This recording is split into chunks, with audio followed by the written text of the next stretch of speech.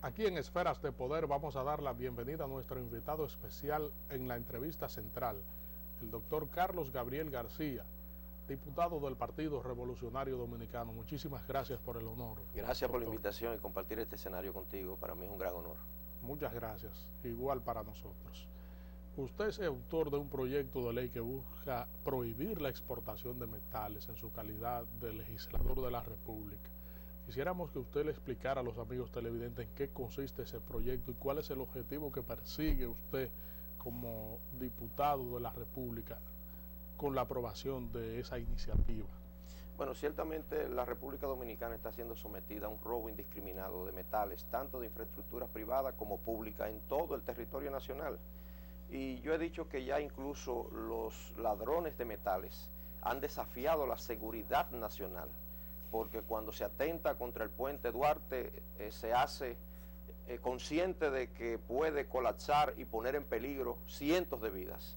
Cuando se hizo el atentado al puente Cajuilito desde Jaina hasta San Cristóbal, sabiendo que por ahí transita gran parte de la carga del comercio que está situado en Jaina y de los carros públicos y privados, se atenta contra la seguridad de esos ciudadanos. Pero peor aún, cuando tú desmantelas una torre que tiene que sustentar la autopista eléctrica que une a Santo Domingo con Santiago, sabe que está poniendo en peligro la seguridad nacional. Todos estos temas llamaron la atención de nosotros y procuramos un estudio comparado de otras legislaciones en otras naciones que también fueron azotadas por el mismo fenómeno.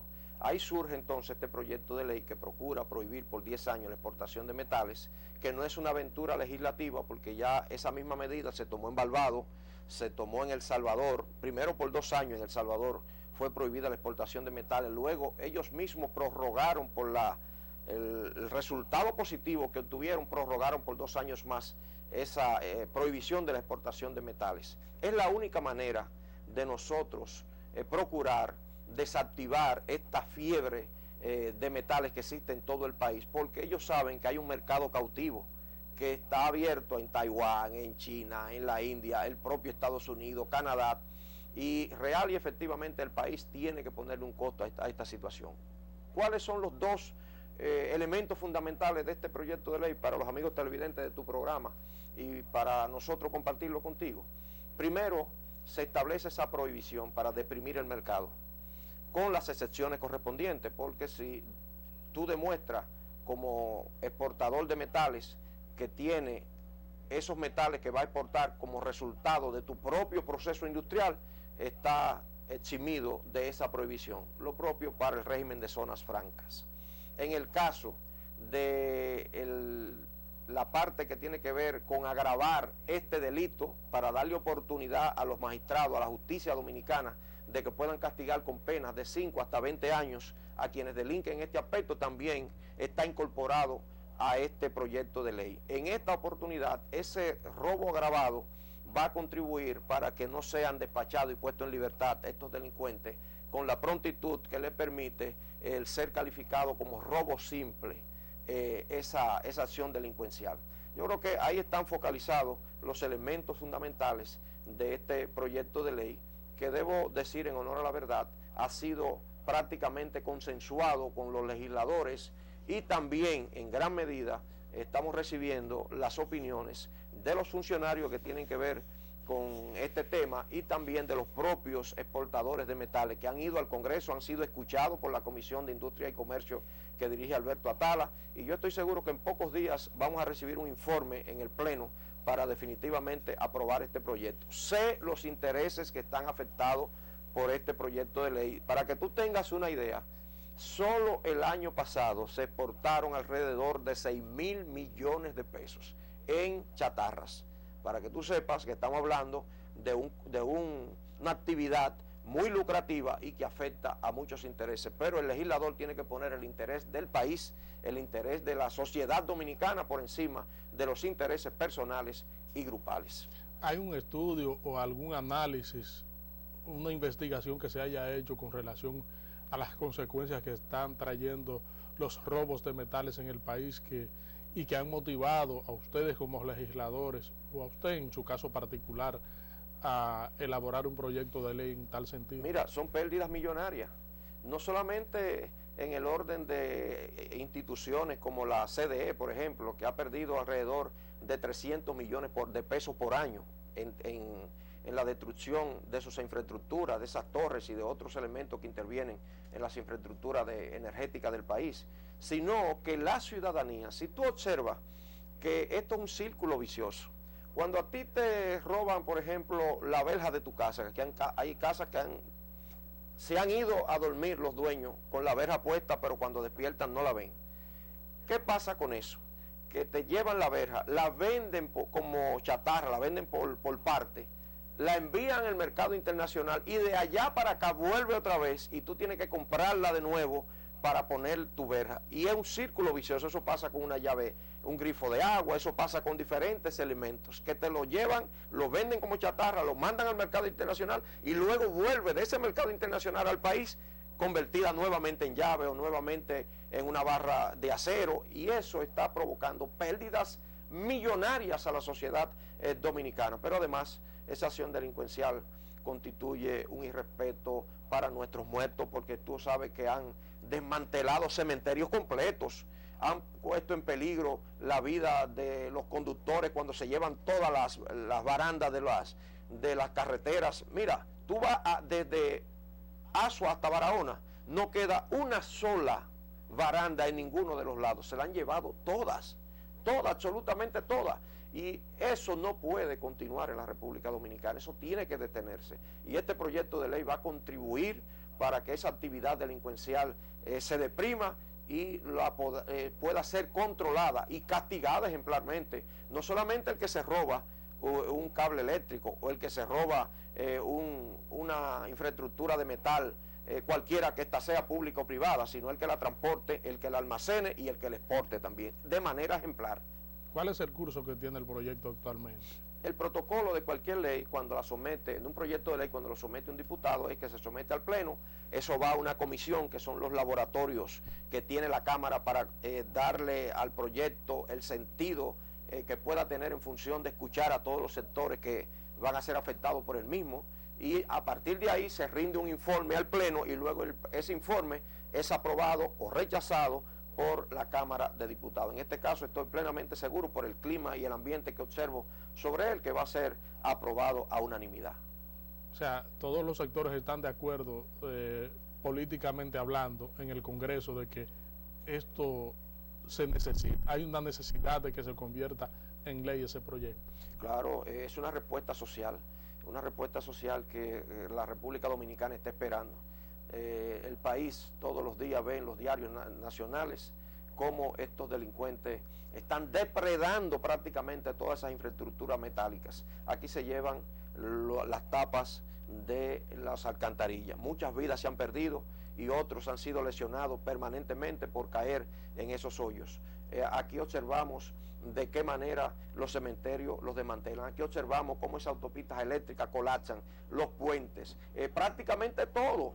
Es que no puede continuar esta ola delincuencial. Nuestros héroes, en el caso de la espada de Luperón, tú recuerdas cómo estremeció la conciencia nacional, le quitaron la espada a Luperón para llevarla a una metalera de esta para ser fundida, pero a Peña Gómez le desmantelaron a la entrada del Aeropuerto Internacional de las Américas, José Francisco Peña Gómez, desmantelaron el monumento que tributaba el honor a ese gran héroe, gran líder de la República Dominicana. Entonces, así no se puede continuar. Este país tiene que ponerle coto a esa situación y nosotros estamos seguros que este proyecto de ley cuenta con el consenso y va a ser aprobado de manera unánime por las fuerzas políticas que cohabitan en la Cámara de Diputados. Debo reconocer que el presidente Abel Martínez de la Cámara de Diputados ha respaldado de manera personal y le ha dado seguimiento a este proyecto de ley, que estoy seguro será aprobado en su mandato. Aparte de la prohibición, ¿qué otra iniciativa importante, así resaltante como esta,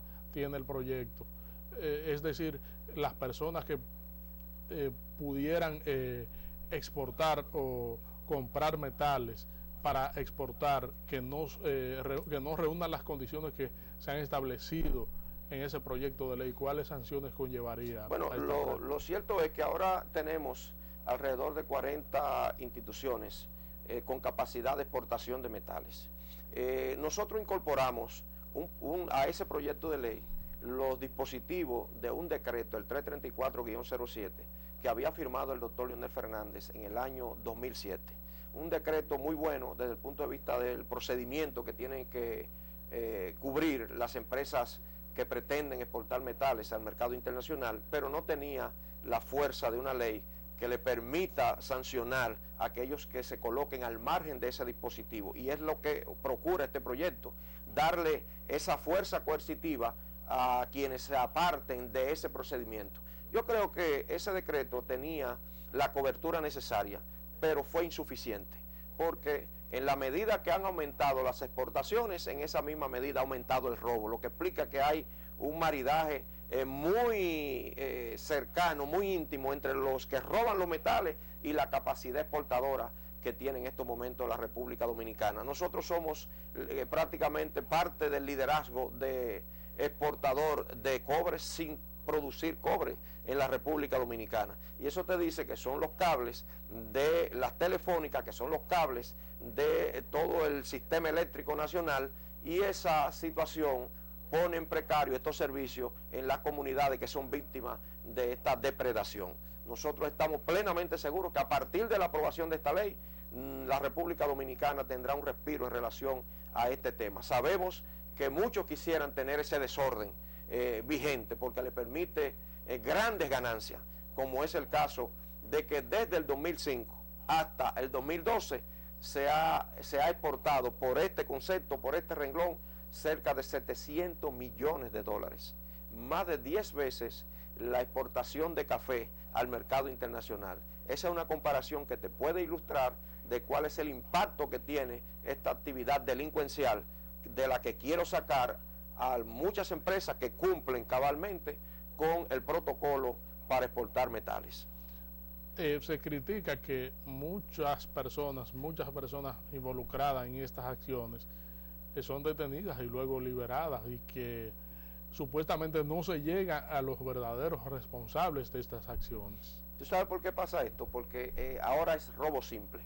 Cuando atrapan a cualquier ciudadano acometiendo esta tropelía contra la propiedad pública y privada, simplemente es un robo simple, y los magistrados tienen poca posibilidad de establecer castigos severos y medidas de coerción que puedan ser ejemplarizadoras.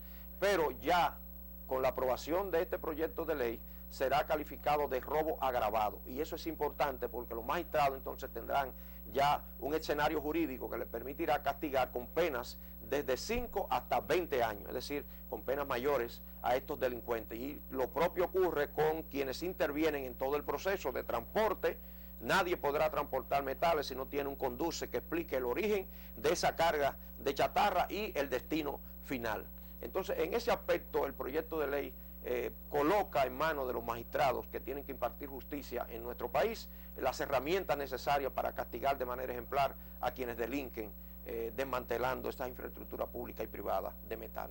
¿Piensa usted que con esta iniciativa aprobándola el Congreso sería suficiente como para detener estas acciones? Mira, no se detendrá quizá de manera total, porque es una actividad delincuencial que produce grandes recursos, pero en la medida que tú deprimes el mercado, no tiene incentivo el que va a depredar esas propiedades públicas y privadas, porque si no tiene mercado, tendrá un trabajo sencillamente inútil, ocioso. Ahora, ¿por qué es atractivo delinquir desmantelando estas obras públicas y privadas de metal? Porque tienen mercado, porque son grandes ganancias que obtienen desde el que comete el delito, el que compra, el que almacena y el que finalmente exporta, porque te lo dice el volumen de dinero que hay envuelto en este negocio. Cuando te hablan de 6,000 millones de pesos solo el año pasado, ya te está explicando que se trata de un negocio atractivo para todos los que intervienen en esa cadena delincuencial. Vamos a aprovechar su anuencia para hacer una pausa aquí en Esferas de Poder, y en breve regresamos con el diputado Carlos Gabriel García del Partido Revolucionario Dominicano. Estamos conversando aquí en Esferas de Poder con el doctor Carlos Gabriel García, diputado del Partido Revolucionario Dominicano.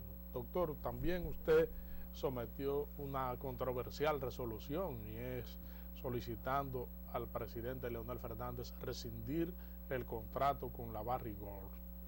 Quisiéramos saber las motivaciones de esta otra iniciativa. Mira, es injusto que la República Dominicana, siendo el dueño de un patrimonio no renovable como la mina de Pueblo Viejo, Cotuí, valorada en 42 mil millones de dólares, solo reciba durante toda la vida útil de esa operación minera unos 9.800 millones de dólares, y que la Barrick Gold se quede por una suma superior a los 32 mil millones de dólares de ganancia. ¿Y por qué es injusto? Porque la mina de Pueblo Viejo fue concesionada mediante una licitación internacional y fue ganada esta licitación por la Placer Dome. La Placer Dome luego fue adquirida, el 60% de sus acciones fue adquirida por la Barrick Gold y el otro 40% por Gold Corporation. Es decir, Barrick Gold tiene el liderazgo de esta explotación minera. Cuando Barrick Gold adquiere la firma Placer Dome, que había ganado la licitación, produce una enmienda al contrato. Y esa es, a mi juicio, uno de los graves vicios que tiene este proceso, porque lo que debió producirse es una nueva licitación. Tú no podías modificar esa licitación original. Pero olvidemos el aspecto jurídico. Vamos a la motivación de la resolución para que este contrato sea revisado. Hoy, la Barrick Gold tiene un contrato que le permite a ellos señalar que 4 mil millones de dólares que ellos han establecido como la inversión de Barrick Gold para poner a operar esta mina de Pueblo Viejo, tienen que ser, a partir del inicio de operaciones, deben ser administrado por ellos y recuperado por ellos antes del Estado empezar a recibir un centavo de beneficio de la explotación de esa mina. Pero algo más, Méndez, no solamente que ellos recuperen los 4 mil millones de dólares que ellos dicen que van a invertir en la puesta en operación de esta explotación minera, sino que después de haber recuperado esos 4 mil millones de dólares, ellos tienen que empezar a tener una tasa de retorno de un 10%. Y a partir de ahí, entonces le corresponderían al Estado 28.75% y también le correspondería el 25% del impuesto sobre la renta, que es otro abuso. Tu empresa paga un 29%. Este programa tuyo, que seguro está dirigido por una empresa, tiene que pagar el 29% del impuesto sobre la renta. La Barrick Gold, mediante ese contrato y esa modificación de enmienda que le fue introducida al contrato original, solo pagará el 25%. ¿Tú crees que es justo que la Barrick Gold sea favorecida con un regalo como este? Es decir, nosotros podemos pasar 6, 7, 8 años sin recibir un chele de la Barrick Gold. ¿En función de qué? De que hasta que ellos no recuperen su inversión, como lo dice el contrato, que son 4 mil millones de dólares, y hasta que ellos no lleguen a un 10% de tasa de retorno, al país no le toca nada. Hoy nosotros no pusimos la mina. El hecho de que ellos pongan el dinero no implica que deben tener un privilegio, porque esa mina es del pueblo dominicano, tuya, mía, de todos los dominicanos.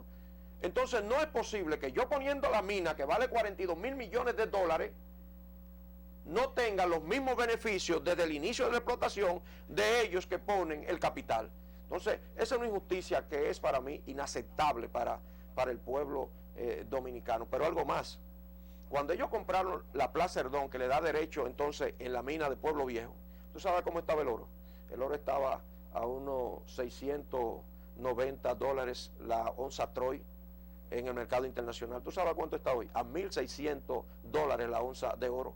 Eso te da a ti la dimensión de la vergüenza que constituye este contrato de la Barrick Gold, beneficiándose de un recurso no renovable, porque a la medida que se extrae el oro y los metales que puedan existir allí, en esa misma medida te van dejando un hoyo ahí, ya tú no recuperas jamás lo que se llevan.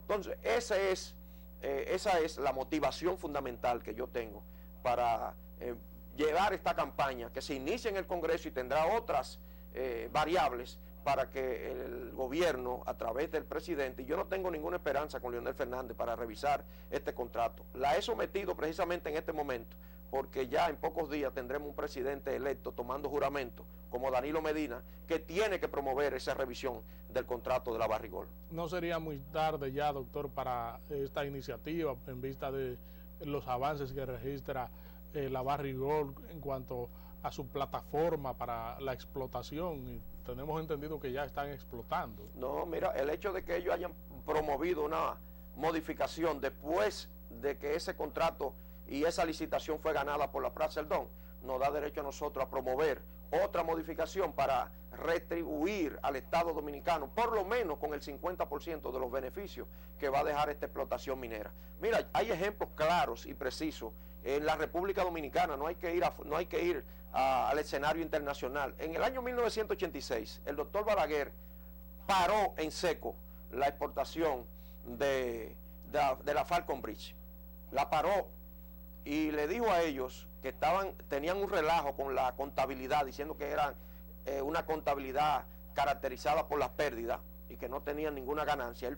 El doctor Balaguer se puso de pie y frenó las exportaciones y le quitó el 50% de los beneficios. Y ellos siguieron con el negocio porque eso es un negociazo. ¿Tú crees que ellos vienen a regalarnos nada a nosotros? Yo quiero que tú leas el informe del presidente de la Barrigol a sus accionistas el año pasado, donde él dice, hemos logrado una mina, la mina del Pueblo Viejo, de bajo costo y alto rendimiento. Ellos se ríen de nosotros, ellos se ríen de la República Dominicana por ese contrato que nos enajena de un patrimonio nacional como ese.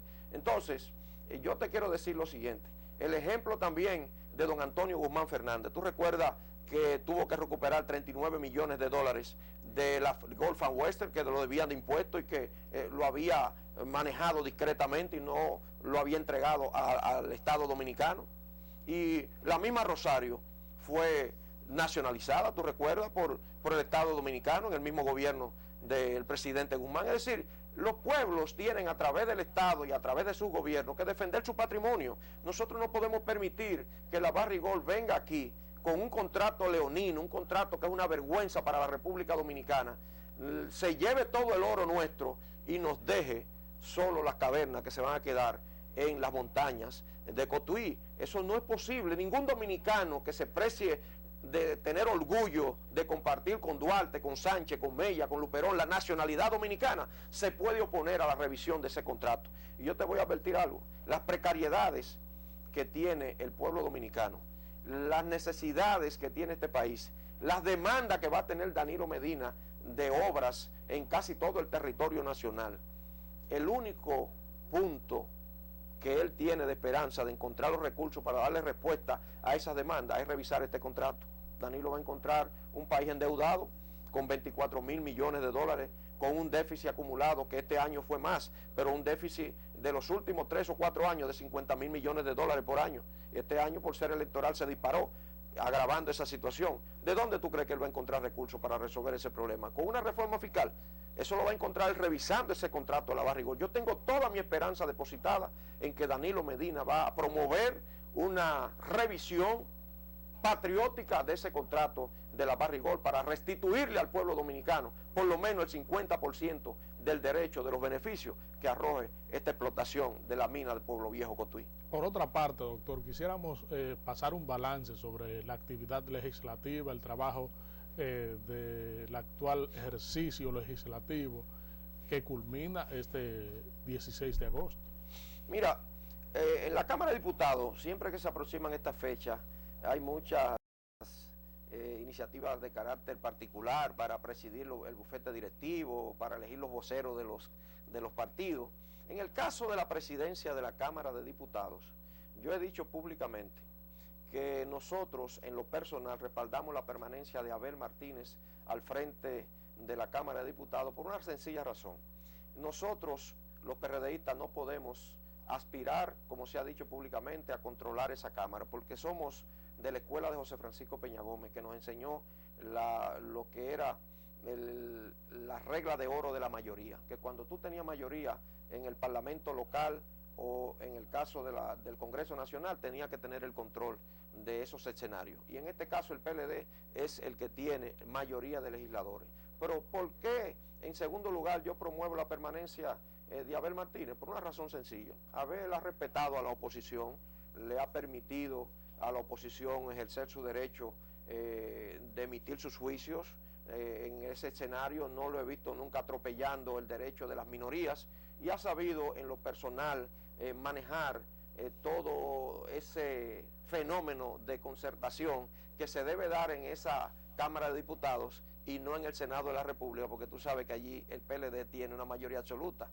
Reinaldo no tiene problema para pasar con mayoría especial cualquier proyecto. Donde existe el problema es en la Cámara de Diputados, donde el PRD tiene 75 legisladores y existen otras fuerzas políticas. Entonces él lo ha hecho bien, y yo creo que Danilo Medina en un primer año va a privilegiar que esa experiencia le sirva para manejar de manera concertada la Cámara de Diputados. Vamos a pedir su anuencia nueva vez, doctor, para hacer una pausa aquí en Esferas de Poder, y en breve regresamos.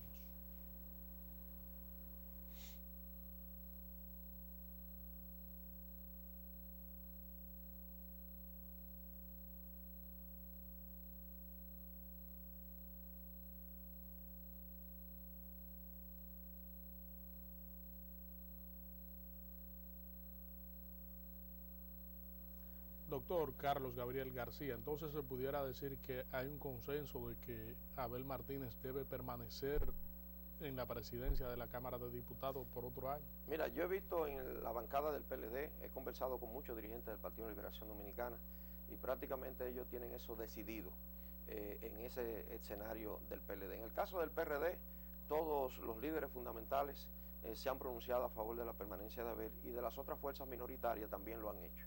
Y es que Abel Martínez, te reitero, ha sabido manejar con mucha maestría el tema de los intereses que se mueven alrededor de cualquier proyecto de ley y de cualquier iniciativa partidaria en esa Cámara de Diputados. Ha respetado a la oposición, ha sabido concertar los proyectos conflictivos y no ha atropellado a ninguno de los que formamos parte de los bloques de oposición allí en la Cámara de Diputados. Y en ese aspecto también, el aspecto administrativo, no he escuchado escándalos que puedan disminuirlo. Al contrario, he visto que da los informes correspondientes, dice las cosas que se están haciendo, y eso me motiva personalmente a ofrecerle mi respaldo para que él siga al frente de la Cámara de Diputados. El prestigio de la Cámara con los temas, cómo se han manejado, también veo que hay un sentido de recuperación en el seno de la sociedad dominicana. Yo creo que Abel lo ha hecho con mucha responsabilidad, ha conducido la gerencia de la Cámara, y me apresto a respaldarlo de manera personal, y sé que de manera colectiva el cuerpo lo va a resolver. Ahora, es un tema que el PLD lo maneja en su comisión política, ese es un tema que el Partido de Liberación Dominicana lo decide en las altas instancias de esa organización. Creo que estas cosas, estas ideas, pueden influir en que tomen la medida correcta para que esa Cámara de Diputados, por lo menos este primer año de Danilo, pueda ser concertada una serie de iniciativas legislativas y la propia del Ejecutivo, con la forma responsable con que Abel Martínez se ha manejado. Creo que puede ser el mejor protocolo para aplicarle a estos proyectos todas las experiencias acumuladas en estos 2 últimos años. Vamos al Partido Revolucionario Dominicano, su partido.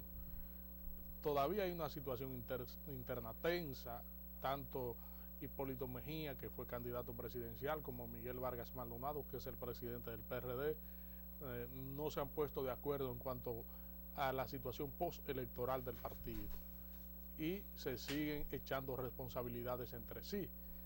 Miguel Vargas Maldonado acaba de anunciar que aspirará de nuevo a la presidencia de la República en el 2016. Hipólito Mejía dice que el PRD va a volver a la normalidad. ¿Qué opina usted sobre todo esto? Yo opino que las bases del Partido Revolucionario Dominicano y el pueblo dominicano no merecen este triste espectáculo que le estamos ofreciendo. El Partido Revolucionario Dominicano tiene que analizar su pasado de manera autocrítica, superar todos los obstáculos y las deficiencias que nos han impedido ser más exitosos desde el punto de vista electoral y de ejercicio del poder. Y esta experiencia que estamos viviendo, superarla sobre la base del diálogo y la concertación. Yo creo que tienen que sincerarse los actores fundamentales y despojarse de los temas de carácter personal. Aquí hay que colocar los intereses del partido, primero lo del país, luego lo del partido y luego los grupales y personales dentro del PRD. No será exitoso ningún líder del partido de manera particular si no tiene el gran escenario del partido reconstruido. Y de eso se trata, visualizarnos todos los actores. Ya la fórmula que yo he propuesto, y lo voy a hacer públicamente, es respetar la dirección que nosotros debemos darnos institucional hasta el año que viene. Y el año que viene hacer la convención del partido como lo manda el proceso estatutario. Pero ya de aquí a marzo nosotros no podemos accidentar el proceso. Tenemos que reconocer que Miguel Vargas es el presidente titular del Partido Revolucionario Dominicano, que las autoridades del partido la complementan el resto de los compañeros que están en la dirección, y en marzo que las bases decidan si deciden castigar o no cualquier actitud o conducta de uno de sus dirigentes.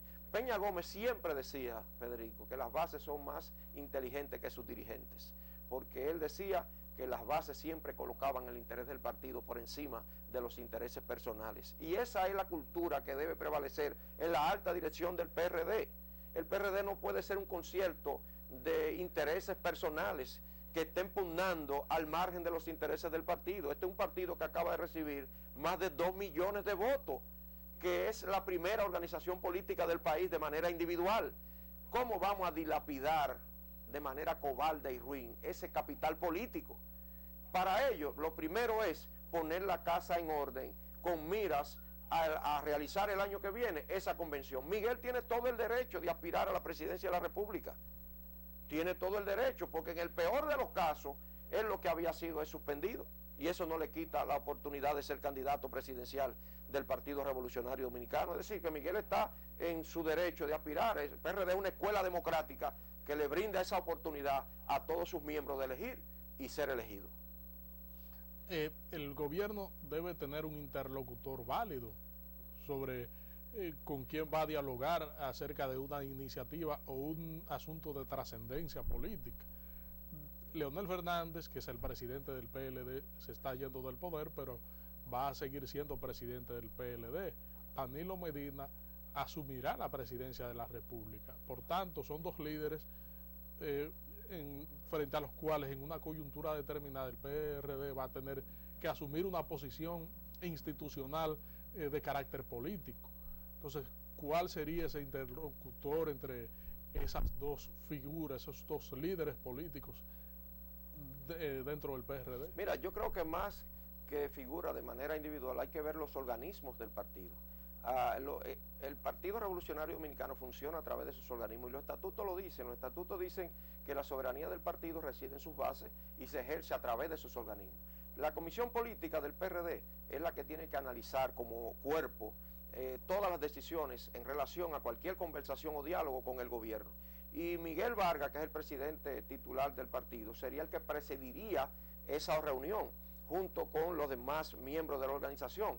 Ahora bien, la decisión no la toma él solo, sino que la tomamos todos nosotros. Yo soy vicepresidente nacional del PRD y soy miembro de la Comisión Política, y así existen 253 miembros de la Comisión Política que tienen derecho a participar en la construcción de políticas partidarias que nos lleven entre ellos a tener cualquier conversación con las autoridades del gobierno central. Es decir, eso no es un problema, porque el PRD no puede personalizar esta lucha. Esto no es un problema que puede verse en una lucha sin cuartel entre dos líderes, sino que lo que tenemos que hacer ahora nosotros es repensar el partido, Federico. Nosotros no podemos continuar de espalda a esa realidad. Eso es lo que quiere la base, la unidad de nuestra organización.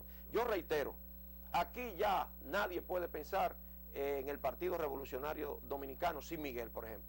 Porque Miguel es una realidad que está ahí, tiene sus seguidores, tiene sus diputados, tiene sus síndicos, tiene su gente que lo sigue en el seno del partido. Entonces nosotros lo que tenemos que procurar es viabilizar la reconstrucción orgánica del partido y llevar este escenario a la convención del año que viene, y que sean las bases las que decidan la suerte del Partido Revolucionario Dominicano. Yo privilegio el diálogo y la concertación en el partido antes que las discrepancias y la lucha sin cuartel. Nadie ha propuesto o se ha propuesto juntar a Miguel y a Hipólito. Mira, yo creo que ellos deben juntarse en la comisión política del PRD. Y cuando el PRD convoque esos organismos, yo sé que ahí se va a producir esa reunión entre ellos dos, que estarían en la misma mesa y estarían con el mismo objetivo, porque estaríamos estudiando una agenda en común. Es que debemos nosotros reactivar los organismos del Partido Revolucionario Dominicano. Yo no creo en un encuentro de una cumbre entre figuras de manera individual. Yo creo que el partido tiene que recuperar su sentido de la colectividad, de la manera colegiada de dirigir sus políticas en el seno de esta sociedad dominicana. El día que se convoque la comisión política de manera institucional, ahí estará Miguel y ahí estará el presidente Hipólito Mejía. Y ahí será el escenario para cualquier conversación de esta naturaleza. Y yo creo que el error más grave es seguir con los organismos desactivados y dándole rienda suelta a cualquier discurso esporádico, coyuntural de cualquiera de sus dirigentes. Doctor Carlos Gabriel García, le vamos a agradecer su comparecencia aquí en Esferas de Poder para hablar con toda la autoridad que confiere a una figura política como usted frente a los amigos televidentes y en su calidad de legislador de la República. Esferas de Poder siempre será un canal abierto para una figura como usted. Muchas gracias, Federico. El honor fue mío. Gracias a ustedes, amigos televidentes, por habernos acompañado. Hemos contado con la comparecencia del doctor Carlos Gabriel García, diputado y vicepresidente del Partido Revolucionario Dominicano. Les invitamos a que nos acompañen en el próximo contenido de Esferas de Poder. Federico Méndez se despide de ustedes.